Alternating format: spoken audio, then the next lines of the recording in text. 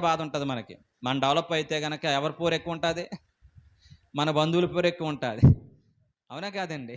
లాబాను, లాబాను యొక్క పిల్లలందరూ కూడా మాట్లాడుకుంటున్నారు. "అరేయ్! యాకోబు ఏది పట్టుకుంటే అది బంగారం అయిపోతుంది. ఆడు గొప్పగా డెవలప్ అయిపోతున్నాడు. ఆడు ఊరికనే డెవలప్ అయిపోవట్లేదు. మన నాన్న దగ్గర ఏదో మసకా కొట్టి నాన్న దగ్గర ఏదో ఆస్తిని దొంగిలించేసి డెవలప్ అయిపోతున్నాడు" అని చెప్పి అవమానకరంగా మాట్లాడారు. అప్పుడు ఈ యొక్క యాకోబుకి అర్థమైంది. ఇక్కడుంటే మనుషుల ద్వారా డెవలప్ అయ్యానంటారు. కాబట్టి దేవుని కృప కావాలని చెప్పేసి ఆ ప్రాంతం విడిచిపెట్టి తండ్రి ఇంటికి ప్రయాణమయ్యాడు. Praise the hallelujah.